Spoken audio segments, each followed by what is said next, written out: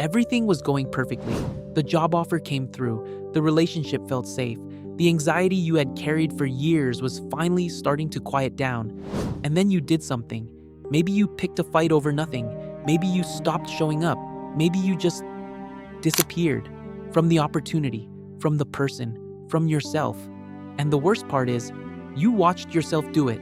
You saw it happening in slow motion, and you could not stop. If that has ever been you, if you have ever stood at the edge of something good and found a way to push it off the cliff, then stay with me. Because what I am about to tell you is not about weakness. It is not about being broken. It is about something much deeper, something that was installed in you long before you had any say in the matter.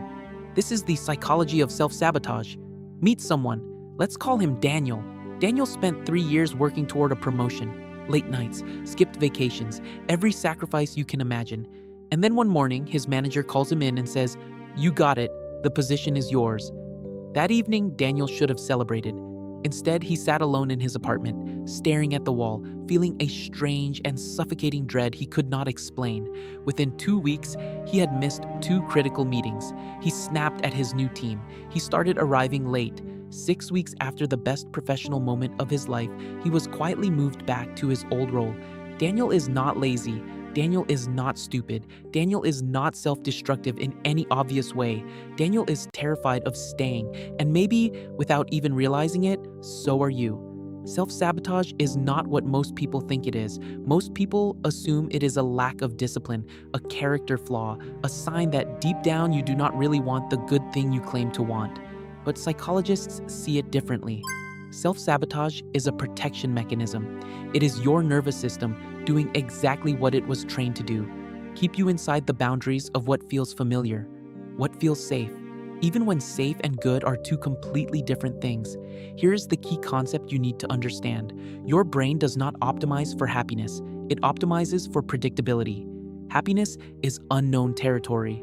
Predictability, even painful predictability, feels like home. So when life suddenly becomes too good, too stable, too full of promise, something inside you pulls the emergency brake. Not because you want to fail, but because success feels more dangerous than failure ever did. This pattern almost always has a root, and that root is almost always found in childhood. Think about it this way. If you grew up in an environment where good things did not last, where happiness was always followed by punishment, withdrawal, or loss, your brain learned a very specific lesson.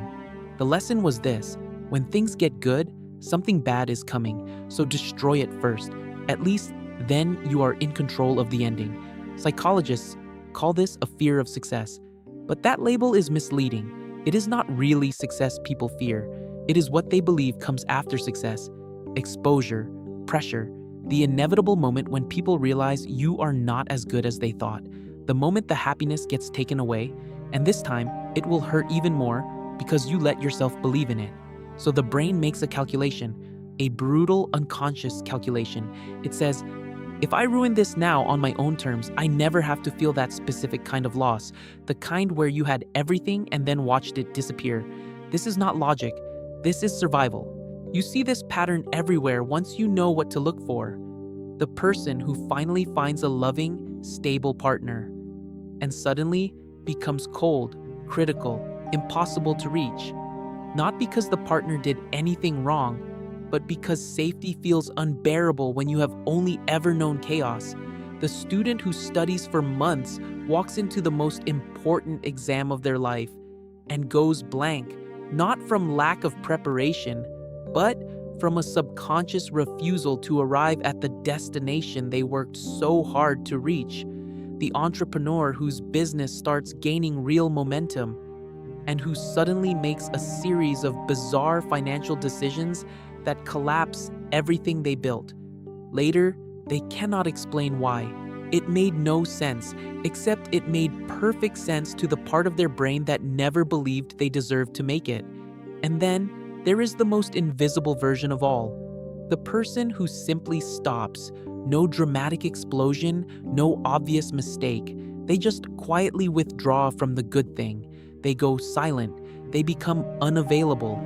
They let it die slowly, so it almost looks like it happened on its own. All of these are the same pattern. All of them are self-sabotage.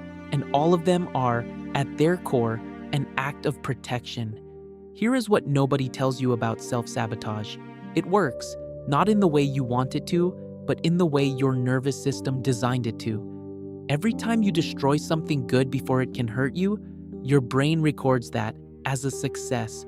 You survived, you stayed in control, the threat was neutralized. And so the pattern gets stronger, more automatic, more invisible. The cruel irony is this: the more you practice self-sabotage, the more convinced you become that good things simply do not last for you. Because in your experience, they never do. What you do not see is that you are the one ending them. You have become both the architect and the evidence of your own belief. Psychologists call this a self-fulfilling prophecy. You expect loss, you engineer loss, and then loss confirms what you always suspected, that you were never meant to have the good thing in the first place. This is why willpower alone will never fix self-sabotage. You cannot think your way out of a pattern that lives below thought. You cannot discipline yourself out of a wound that never healed.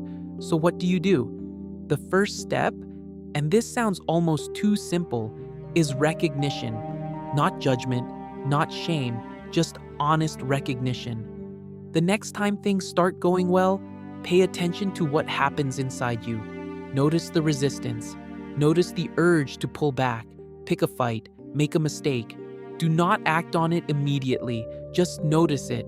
Name it. Say to yourself, this is my nervous system trying to protect me from something it learned to fear a long time ago. Because here is what is true.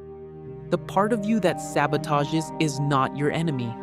It is a younger version of you, doing the only thing it knew how to do to stay safe. It deserves compassion, not punishment. The second step is tolerance, learning to sit inside good things without running. This is uncomfortable at first, deeply uncomfortable, because your body is not used to staying. But every time you stay, every time you let the good thing be good without destroying it, you are rewriting the script, slowly, imperfectly, but permanently. And the third step, for patterns this deep, is support. A therapist, a coach, someone trained to help you trace the root of the pattern and release it at the source. There is no weakness in that. There is only the decision to stop being the one who ends your own story before it gets to the best part. You have spent years being very good at surviving. It is time to learn how to stay.